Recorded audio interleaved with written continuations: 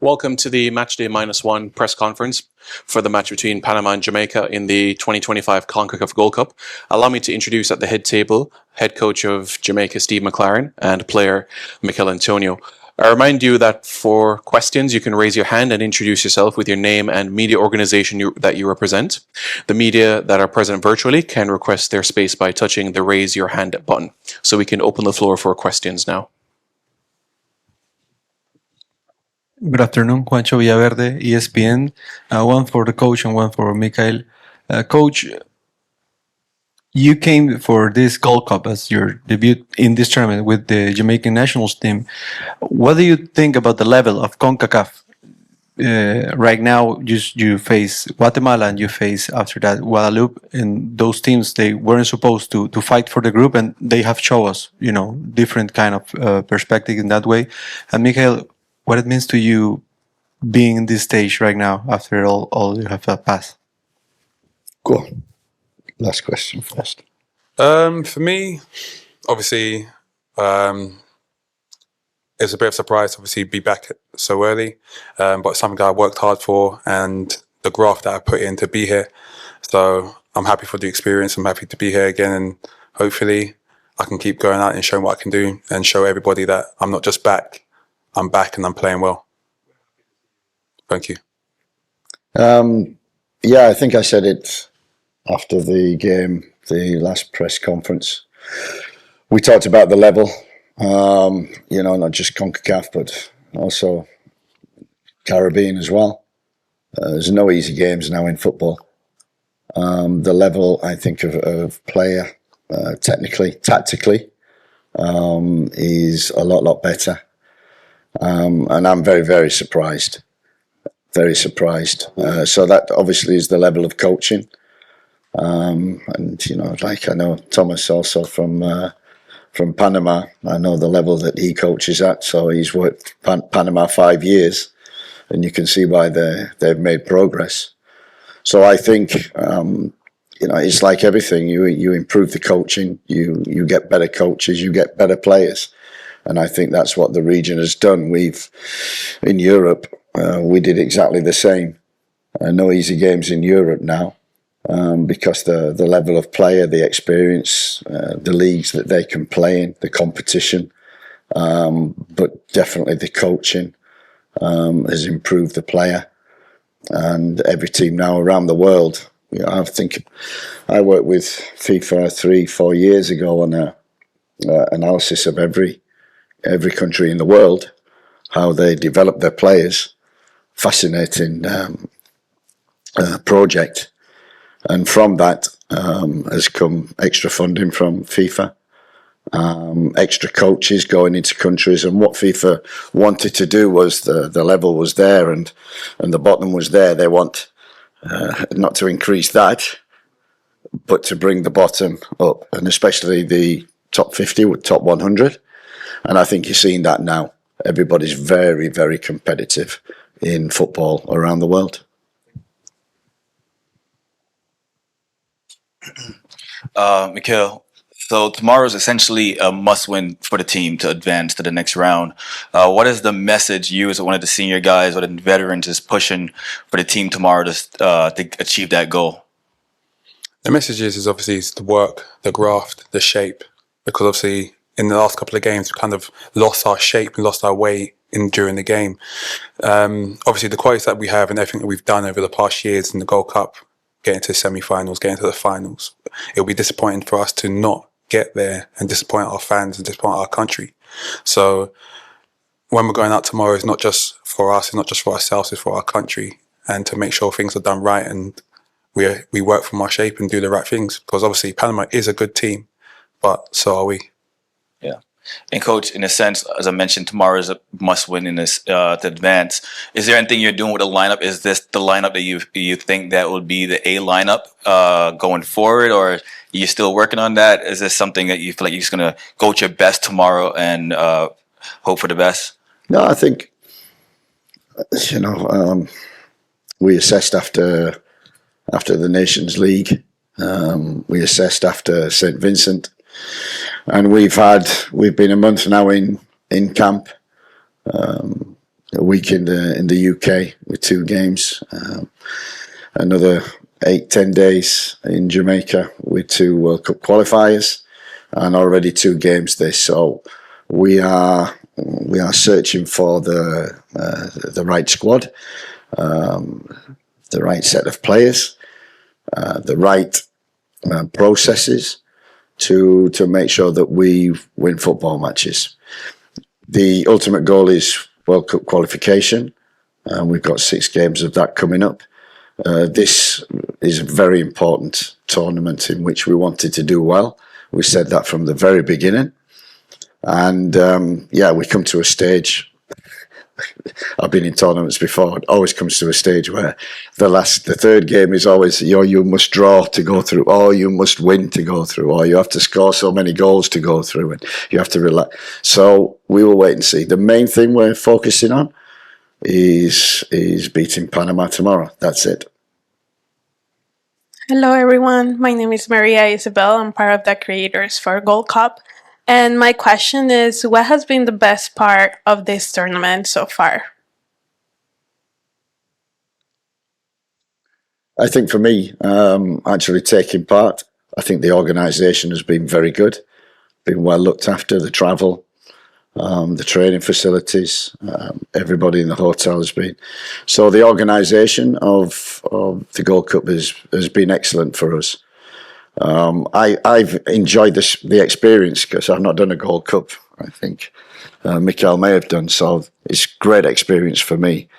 But the biggest thing that I like is I like games. I like the squad together because we're building towards 6 massive games coming up, and so the more time that we've got spending with the players and working with the players, the better for me that I've got experience of them in this tournament, in good facilities, good pitches, and hopefully that experience and what we learn from this Gold Cup will take us forward in the World Cup qualifiers. This is definitely the best organisation since I've been here. Yeah. Since every time I've been in the Gold Cup, the facilities ain't been the best.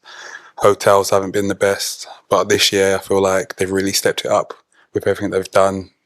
We've got proper pitches, we've got proper hotels. So this year I'm really impressed with how everything's been run.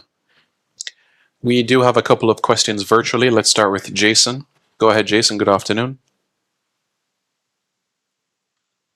Good afternoon, Coach and Michail. Jason Hall, Jason Guna TV. Coach, I've made an observation of you coaching the team, and there have been times in the match when you decide to go and watch the game in the stands. My question to you about that is, how is your communication with the rest of your technical staff when you're up there? And just speak to some of the advantages that you see for going up there. And Michail, for you, first and foremost, I just want to say congrats for making it back onto the pitch. I've been following your rehab and everything. It's amazing what you've been able to do. I just want to ask you mentally, how important was it for you to get out there in that first game and make a couple sprints, change direction, get challenged? And how has your body really responded to those things?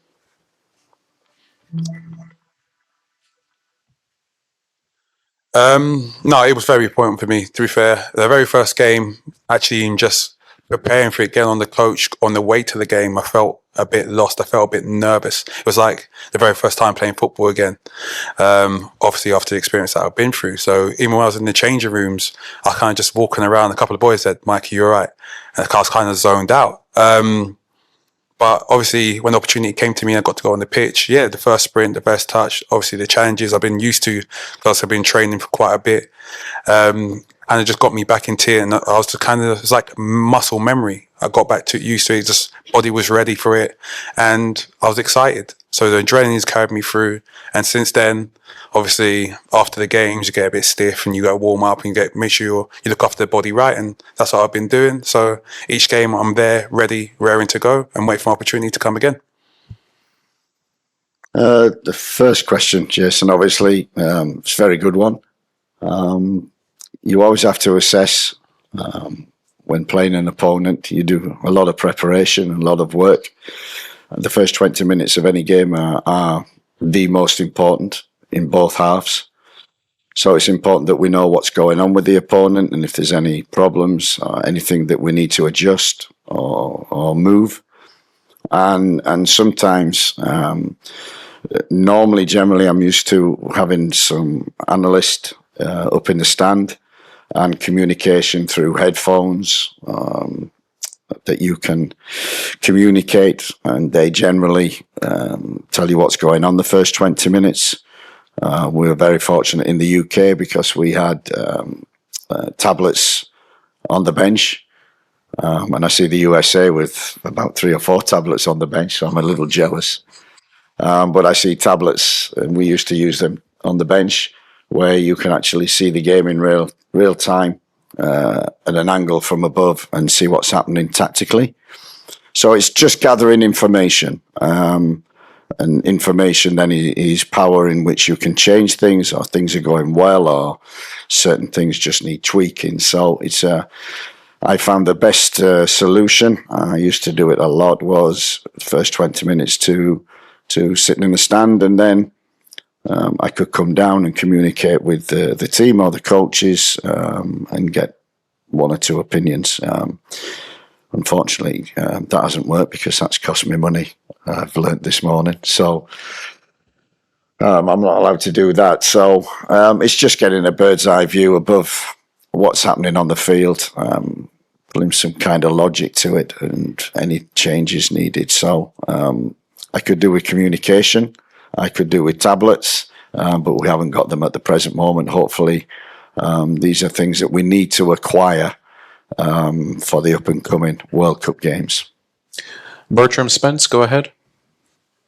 This is Cranky from Cranky Life. Coach, several of your selections and tactical decisions have raised questions about whether performances and merit are truly driving your choices, or if there's more of an emphasis on maintaining a so-called balance in the squad.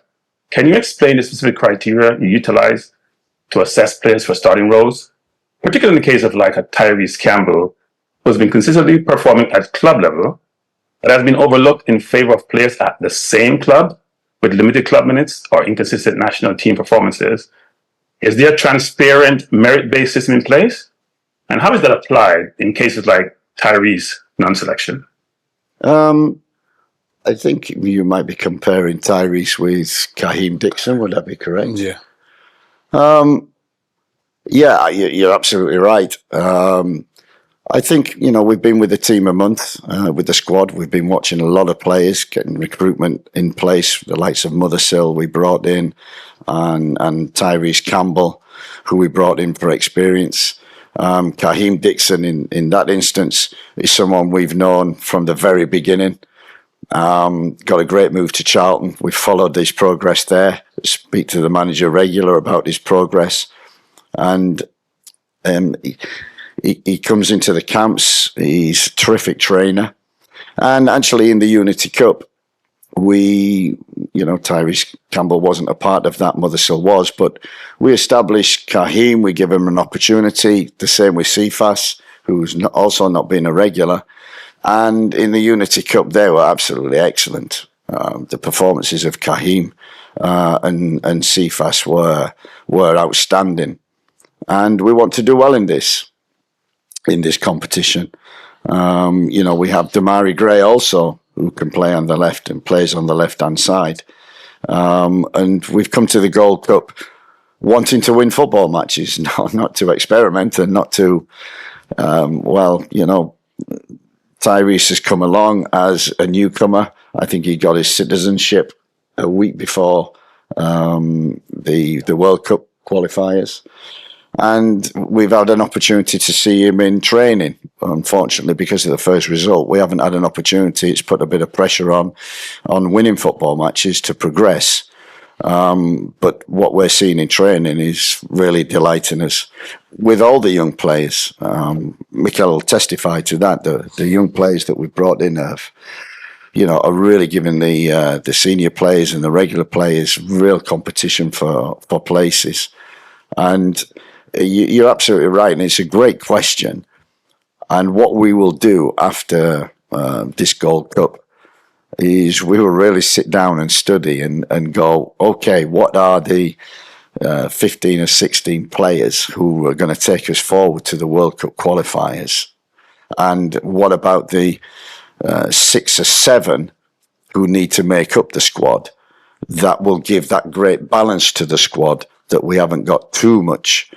So players are really disappointed in not being on the bench. And with young players coming in, the enthusiasm, Kaheem Dixon, Tyrese Campbell, Warner Brown, Roman Burrell, you know, they did really well in the Unity Cup. They're doing really well in training. And for the 3 camps that we've had, Unity Cup, World Cup qualifiers and the Gold Cup, we've had players coming and going, and we've changed every time. This is an important tournament. We want to win tomorrow. So I must put a team out there that I think will win the game. We'd like to thank Coach McClaren and player Michail Antonio for their time.